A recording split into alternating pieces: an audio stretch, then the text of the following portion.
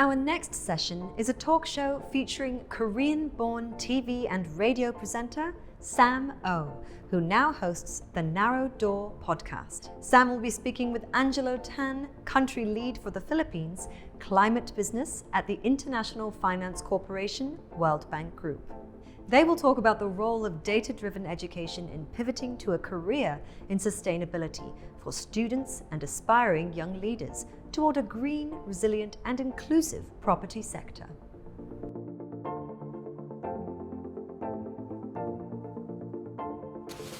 Hi everybody, I'm Sam Oh, and I'm very happy to be part of the PropertyGuru Asia Real Estate Summit 2021, and I'm even happier to be sitting next to Mr. Angelo Tan for our fireside chat. Angelo is country lead climate business in the Philippines at the International Finance Corporation World Bank Group. Full disclosure, I tried saying that in one go about 50 times, failed, and I just decided to read it. Angelo, hi. Hi Sam, thank you so much for having me, and thank you so much to Asia Real Estate Summit for inviting me for this fireside chat.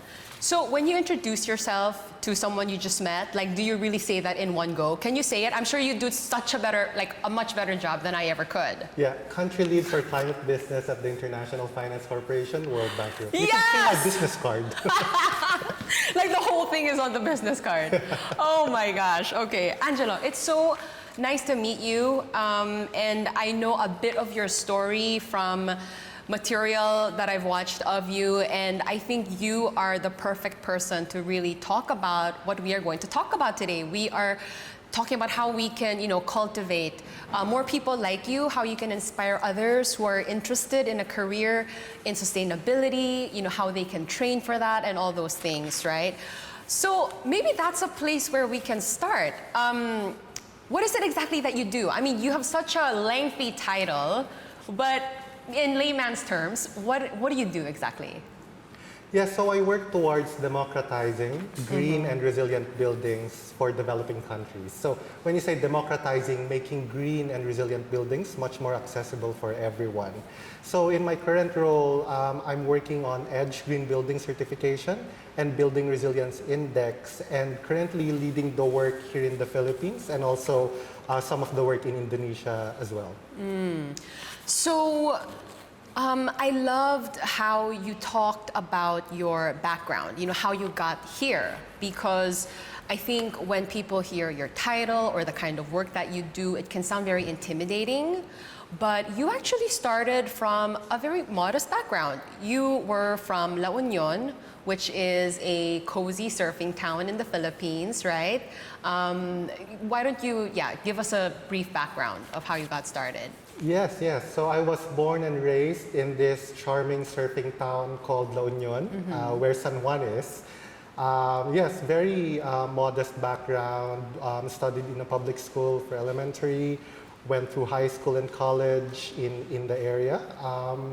And just one day I decided to go to Manila and work in Manila. And luckily I found a job in real estate development in Metro Manila. Right. So from there, how did you make the jump to the sustainability side of things and not just, focusing on the commercial real estate side of things? Yes. So, before that, my experience was in real estate development, so doing development of mixed-use townships, and then commercial real estate and also architecture. And then for the longest time working in the private sector, I felt that a lot of what we're doing in sustainability always takes a step back behind profit.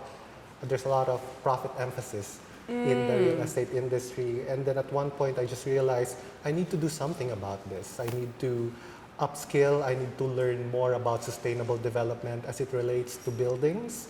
And then I decided to go ahead and do a master's program in sustainability. So when you say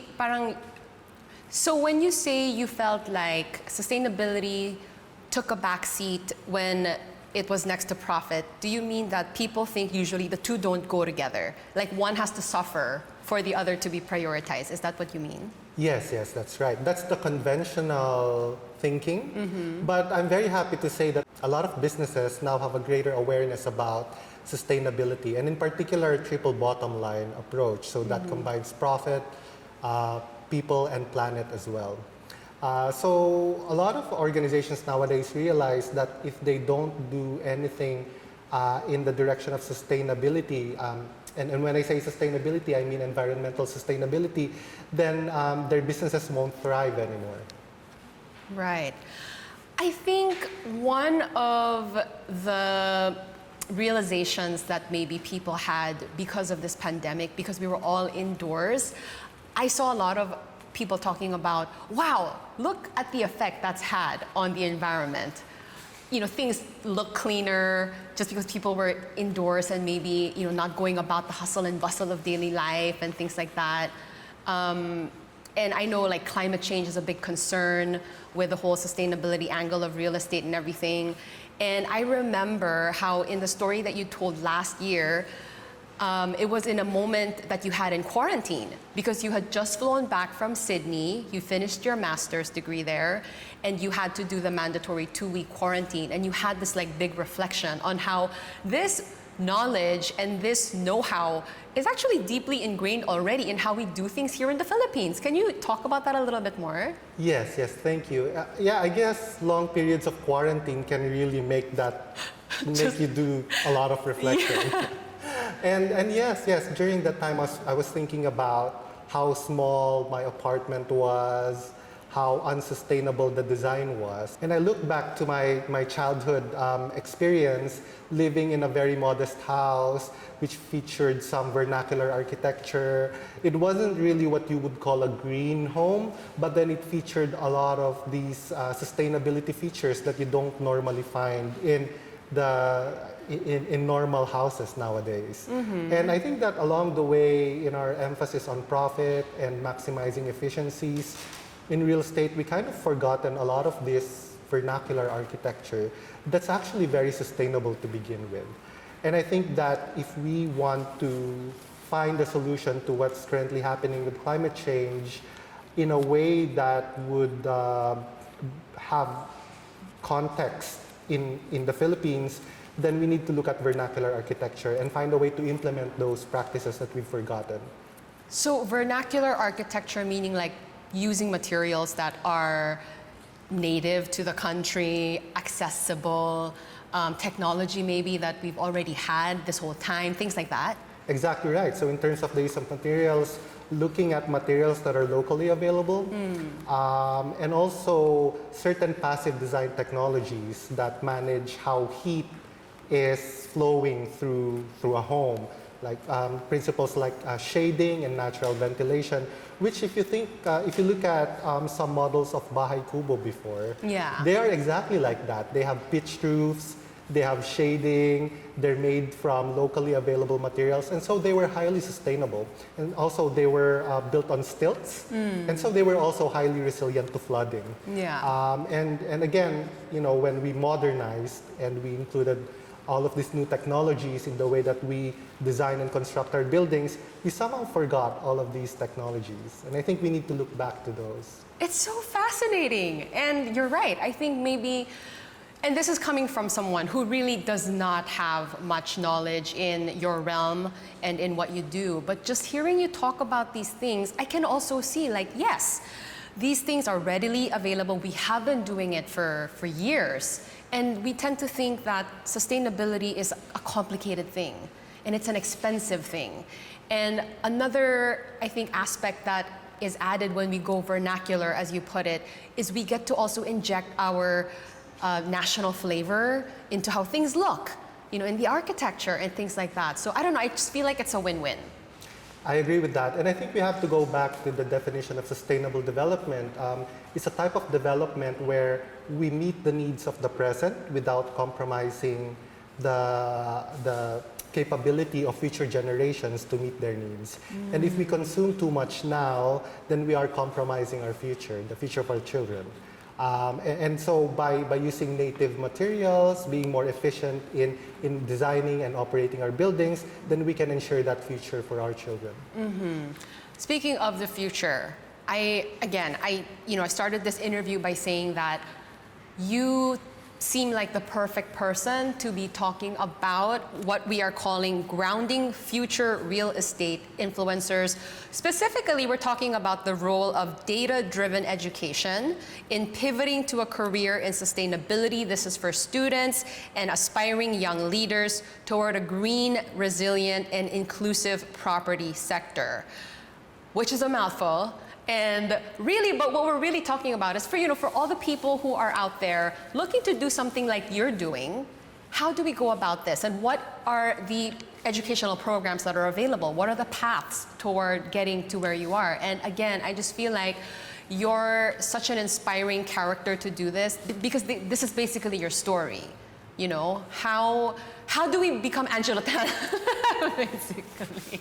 Well, I think that there are many paths to reaching this type of career. Yeah. And I think that one way of doing it is looking at it through the lens of change management theory. So under that theory, there are different types of directed change. So for example, there's incremental changes, there's transitional changes, and then there's also transformational changes. So when we say incremental changes, these are changes that are done incrementally. So smaller degrees. You know, for an architect working in a real estate developer, for example, it could be something like, oh, I want to change how we design this such that it becomes much more sustainable.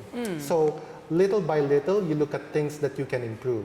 And then there's also the transitional change, where you look at how you can totally replace your processes and your technology. So maybe replacing a certain unsustainable technology with one that's more sustainable for the environment. And then there's also a transformational change, which I think is much deeper. And I think that's the kind of change that happened with me. You know, at one point I just realized I need to change myself. I need to do something about this. I need to upskill, and I need to learn about this. And so that's when I started looking at master's programs and to go in that direction. Speaking of education, that's a really big part of our fireside chat today, because even in your own story, there was a master's program that was really pivotal for you. It was a turning point to how you became who you are today and doing what you do. You were in the University of New South Wales. You did your master's in sustainable built environment over there, which led to, and then the rest of is history. So can you tell us about that? Like, how did you even get that master's program in the first place? Yes, and turning point is exactly how I would describe it as well, because in my experience in real estate development before, I was doing a little bit of this, a little bit of that in terms of sustainability, but never in terms of a more holistic, a more deliberate approach. And so when I was looking to upscale, to learn more about sustainable development, I found the Australia Award Scholarship, which is a developmental scholarship that's sponsored by the Government of Australia, by their Department of Foreign Affairs and Trade. And then, so what they do there is through certain criteria, they select promising young leaders. Promising young leader. Southeast Asia, Africa, and also the Pacific Islands. And when I say promising, those who they believe have the potential to give back to society. And so I applied for the scholarship, and after several rounds of interviews and submissions, I was lucky enough to have been granted the scholarship. So it was in January 2019 when I flew to Australia. And that's when I started my 2-year program in sustainable built environment. So I think that, yeah, it was a very pivotal moment in my life. It was really where the concept of sustainability in the built environment really was crystallized in my brain.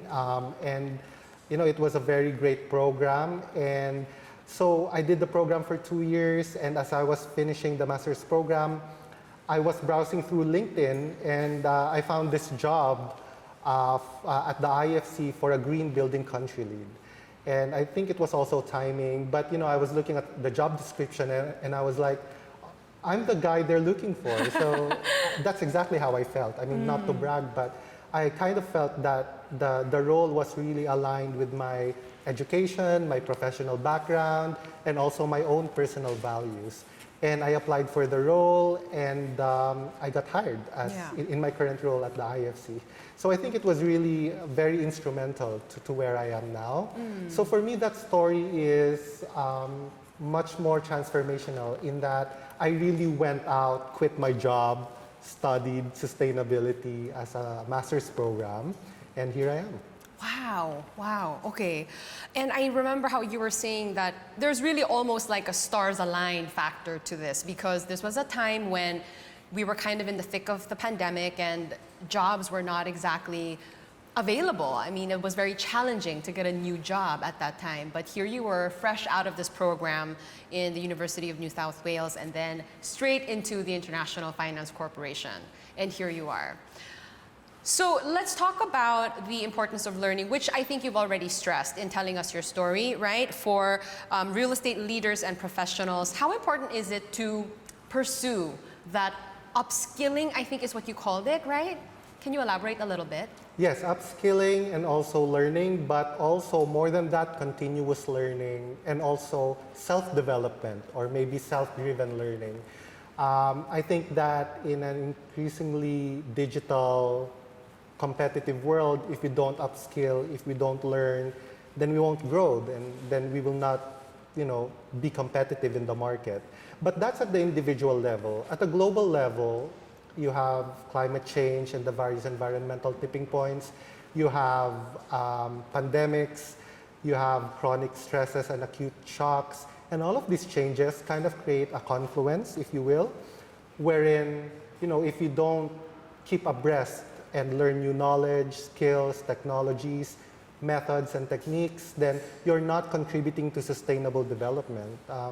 As they always say, if you're not part of the solution, then you're part of the problem. So I think that learning about it makes you part of the solution.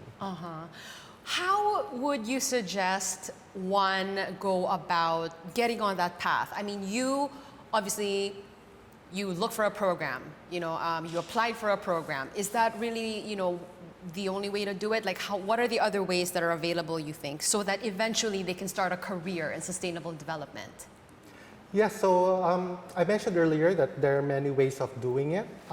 So it can be through a master's program, and in that way, there are actually a lot of great master's programs on sustainable engineering, sustainable architecture here in Asia. So, for example, you have Tsinghua University, you have Chulalongkorn in Thailand, you have Institute of Technology in Bandung, you have IIT in India, and even UP Diliman here in the Philippines. They all offer very good sustainable architecture programs. And there was this study by researchers in 2016, Alvarez and et al., where they actually ranked the sustainable courses in these countries, and they found that the countries with the most number of sustainability courses are in Thailand, in the Philippines, and also in Japan. So that's something that people in real estate development can consider. But of course, there are a lot of other key considerations, right? Not just the quantity or the variety of sustainability courses, but also the density of sustainability in these courses, the length of the programs, whether there's a design studio available. So design studios would allow you to apply what you learn in the classroom setting. That's also very important. And of course, your personal context, right? And I think those are all very important considerations. But it's not just about master's program. But of course, I have a certain bias towards Australia, right? If you look at the group of 8 universities in Australia, which is kind of like an Ivy League organization of universities in Australia, and one of those is University of New South Wales, where I took my master's program. They all offer very good master's programs in sustainable architecture. So maybe those are some of the universities that our audience can consider. But again, it's not just about master's programs. I do understand that time is a key consideration, as well as resources. So you can do micro masters as well. You can do short courses. And we are also seeing the rise of MOOCs now. So you have edX and all of these platforms. And some of these courses, online courses, are actually offered for free. So for those who would like to, start that route, they can do that as well. Otherwise, they can go into green building accreditation where they take short courses on certain green building certifications like EDGE certification, and then they can take the exam and get accredited as green building professionals. So they can do those that route as well. Okay, so there are options here. Yeah, that's right. Okay, okay. What is this I hear about data-driven education? How would you define that? Okay, data-driven education, I would say in terms of approach, it tends to be more quantitative and analytical rather than speculative. In terms of results, it doesn't stop at the theory side of it, but it tends to be, we want to apply it, right? It's much more practical. In terms of timeliness, it has to be current, it has to be updated and not outdated. And in terms of sources of information, I think that data-driven education is something that's really informed by realistic technical and business considerations. It's grounded in reality and not on some lofty aspiration. So it has to be backed by case studies on what's actually happening out there. But I would add that beyond data-driven, I think that education has to be really data-informed as well. And that's a very important distinction. When you say that education is data-informed, we start to ask questions like, what happens outside of actual hard data? What happens when we say that we need to have all of our buildings net zero by 2050? What do we mean when we say that we need to limit temperature rise by 1.5 degrees Celsius compared to pre-industrial levels? Because all of these data points, this data-driven education, they represent real things that are happening to us. How does it impact people living in the coastlines in the Philippines, for example? What does it mean for the environment? So those are the types of questions that we need to ask in a data-driven and data-informed educational environment. Wow, okay. So that is the, for people who are still looking into getting themselves educated, getting started on this path of upskilling, learning more as you have. And you touched on, how these things will now translate into the real world and the effects that they will have. And I know this is a big thing for you. You want to democratize green buildings. You want them to be accessible. You want them to be easy, because again, I think a lot of people look at green buildings and think that this is a more complicated, maybe more expensive way of doing things, right?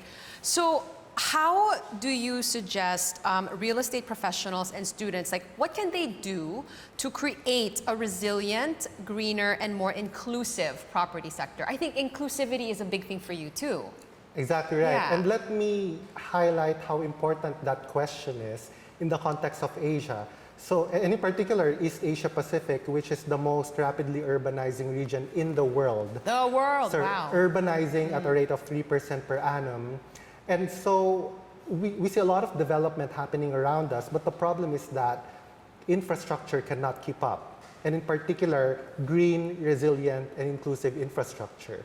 To quote our regional director, Kim Si Lim at the IFC, she did say that the race to net zero is anchored in East Asia and the Pacific, and that this is a race that no one will win unless everyone makes the finish line. So it has to be really inclusive, and that's a very important message to send out there. So before we had baseline, business as usual, and then there was an awareness of green practices, and then we also realized that climate change is already here, and that we needed to actually respond to what's already happening. And that's in the form of adaptation or resilience. So you already have green and resilience. But the problem is that for a very long time, maybe in the last 10 years, the narrative was just green buildings are for high-end projects only. We're seeing the growth of green buildings. For example, in the Philippines, we have around 200 green buildings. But the problem is that majority of those are office towers in Metro Manila. And what happens is that we leave behind a large portion of the population. My personal philosophy, and also what's at the heart of what we're doing at the IFC's climate business, is that, and in particular for the EDGE program, we don't measure our success in terms of the number of green certified iconic trophy buildings that are designed by architects. Starchitects, I didn't know that was a thing. That's hilarious. Architects are very popular, these high-profile buildings. Right. So that's not our measure of success. Our measure of success is the number of people across all income segments that could participate and also could benefit from our interventions in green and resilient building design and construction. And again, that's a very important message for East Asia and the Pacific because we have a lot of our population in the low-income segments who are often, in reality, more vulnerable to climate change. So I think, again, I'm going to have to tie it back to education because I think you're able to speak so eloquently about all of these things because you've had that training. You know, you've had, you were exposed to all of that information and knowledge and how you can go about making that change, right? I want to ask how International Finance Corporation contributes to all that learning because I hear that, and you touched on this earlier, the MOOC, massive open online courses that are offered in certain countries. I think the International Finance Corporation is somehow involved in all of this. Can you tell us about that?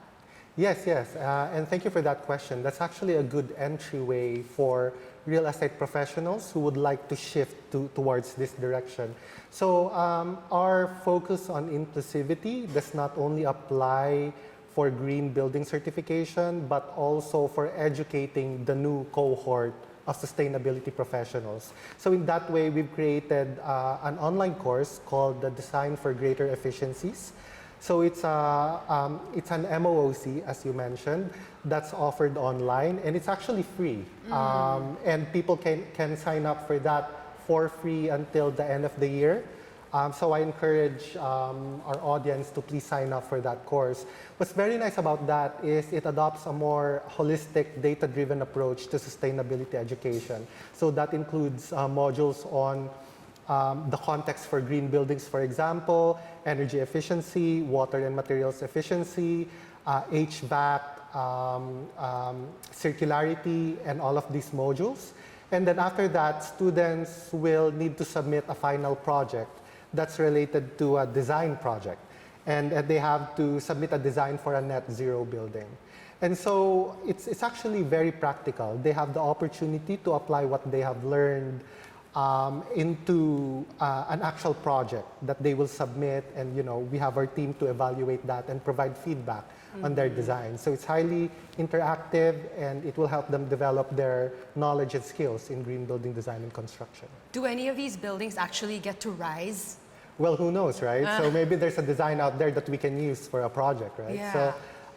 So that's what's very nice about the approach of our DFG program, is because it's based on actual case studies, and these are principles that you can apply on actual projects. So it's not based on some simulation or something that might not happen. It is something that's very relevant, especially for emerging markets. And for example, real estate professionals, as they go out into the world after finishing this course, they can actually apply these principles on their own projects moving forward.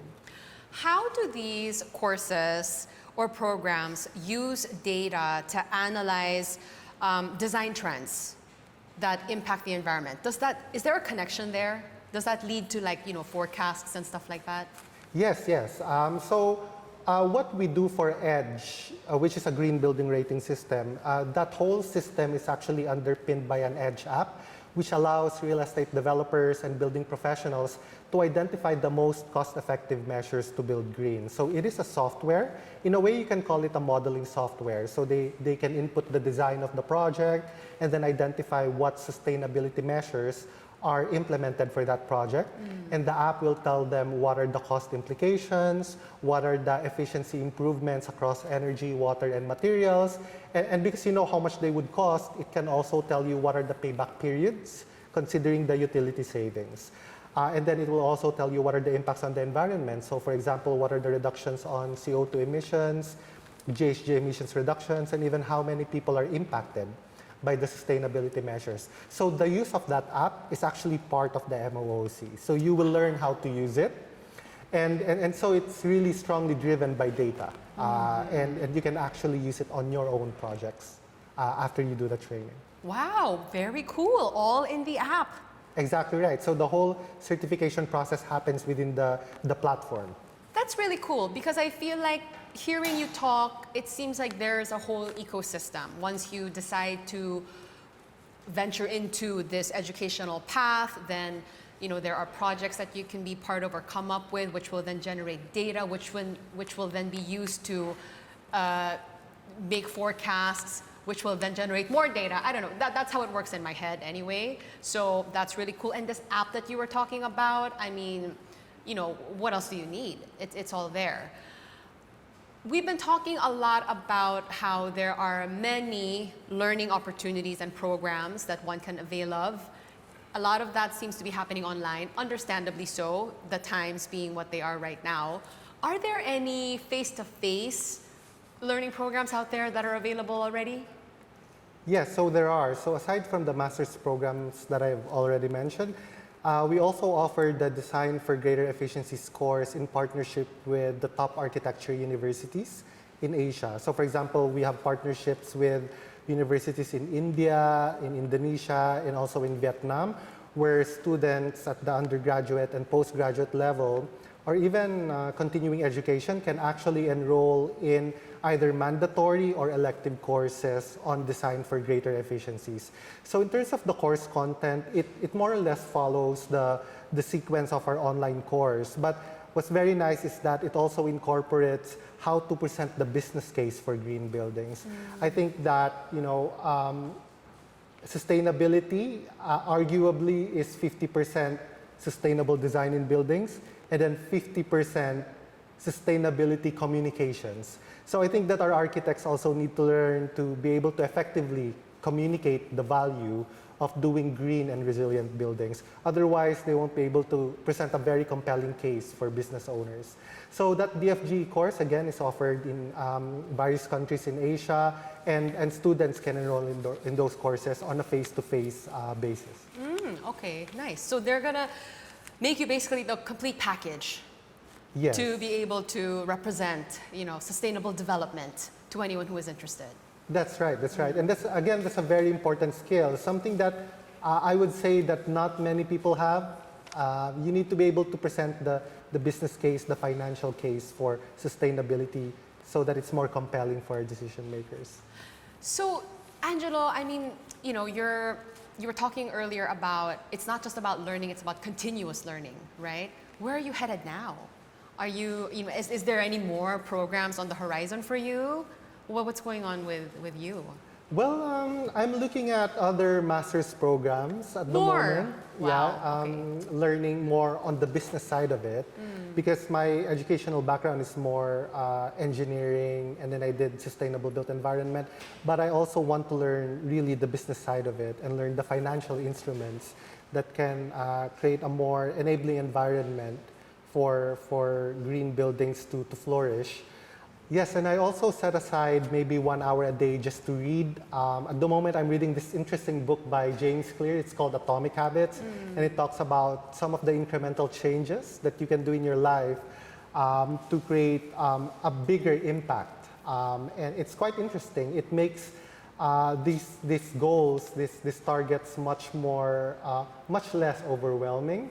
And by growing a little every day, you really improve yourself, and in a way, you kind of reach your targets by doing that. So that's interesting. So I think that continuous learning and self-driven learning is a very important thing to do, especially in our current context, and to remain competitive in the market, and also, again, to contribute to sustainable development as architects and built environment professionals. Yeah, I like that, I think it's about striking a balance from, drawing from everything you've said, being well-rounded, and not to overwhelm yourself, but to take it a step at a time, which I think you have as well. At least that's what I drew from our conversation, and just, the constant learning as well that you have applied in your life, which is so inspiring. Again, we've really drawn from your personal story, which I'm sure is really inspiring for a lot of people out there. So to, kind of tie a nice ribbon around this fireside chat, like, what would you like to say to the people who are watching right now, who want to venture into this path that you have as well? Yes, so I just would like to emphasize how important it is for architects, engineers, and other building professionals to really go in the direction of sustainability. With our current context and the way that the world is going, we're at various environmental tipping points, and I think that we all need to do our part. Architects, engineers, and building professionals have a very critical role to play in ensuring that we implement sustainable development objectives in the way that we design, construct, and operate our buildings. And again, it's not just about doing green and resilient buildings. We need to ensure that they are inclusive. So we need to make sure that on our path to a low carbon future, we need to ensure that more and more people can participate and can benefit from these interventions. Thank you so much, Angelo, for speaking to me and to everyone who is here this year at the Property Guru Asia Real Estate Summit 2021. Again, I'm Sam O. I'm not even in real estate and sustainable development, but I was inspired by this conversation. So thank you, Angelo. Thank you so much, Sam, and thank you so much to Ares for inviting me for this fireside chat.